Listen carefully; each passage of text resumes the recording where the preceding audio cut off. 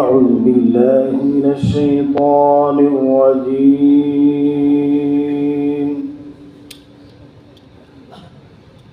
بسم الله الرحمن الرحيم.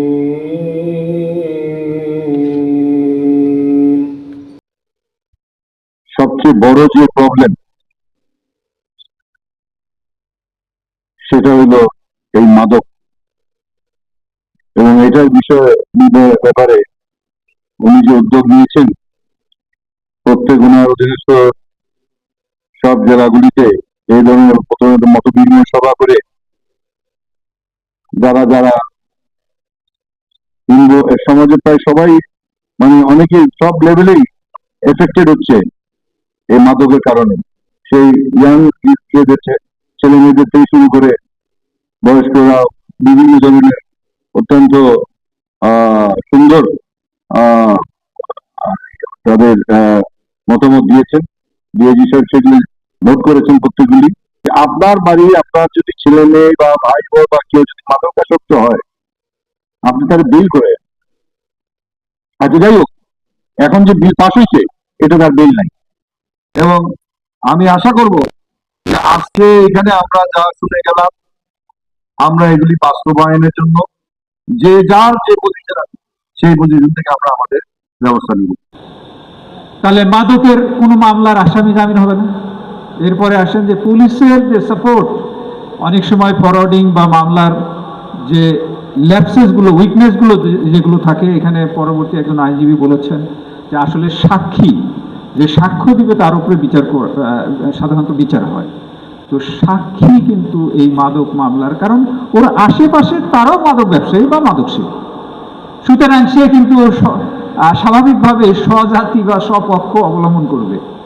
তো এই দিক থেকে সাক্ষ্য প্রমাণেও আমাদের একটা উইকনেস থাকে। বলেছেন সেটা হচ্ছে কিশোর গ্যাং।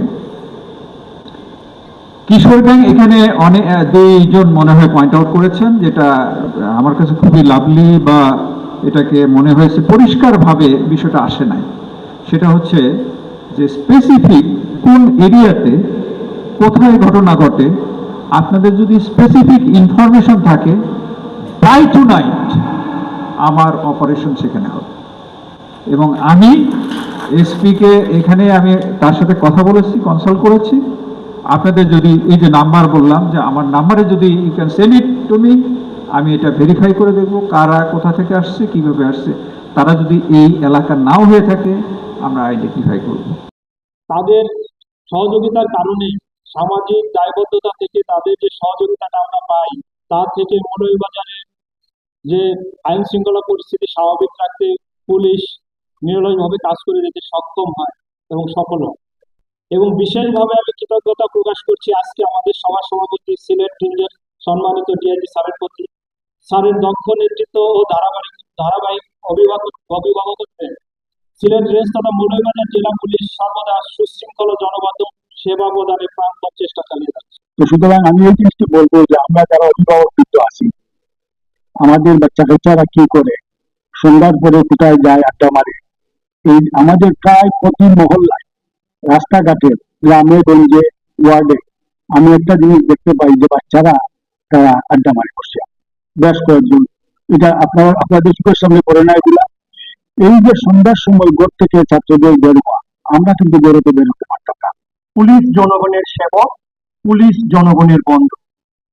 কিন্তু লক্ষণীয় বিষয় হলো জনগণের তাইলে পুলিশটা কি? এখন সময় এসেছে জনগণের পুলিশ হওয়ার। আমরা সেই পুলিশ প্রত্যাশা করি। আমরা এতক্ষণ তো আমরা মাদকের উপরে আমাদের যে এবং বিভিন্ন পরামর্শ আপনারা দিয়েছেন, আমি একই বক্তব্য আইন শৃঙ্খলা বাহিনী নিয়মিত অভিযান পরিচালনা করছে, মাদক ব্যবসায়ীদের বিরুদ্ধে ব্যবস্থা নিচ্ছে। তুমি শুধুমাত্র অভিযান চালিয়ে এই সমস্যা পুরোপুরি সমাধান করা সম্ভব নয়। যদি যে পুলিশ কিংবা জাতের মাধ্যমে কমিটি গঠন করে, আমরা যেমন আমি মনে করি লাগবে মাদক কারবারি করে, সে পুলিশের কাছ থেকে এসে আমাদের দিতে ফেলে আমাদের জীবন পুলিশ।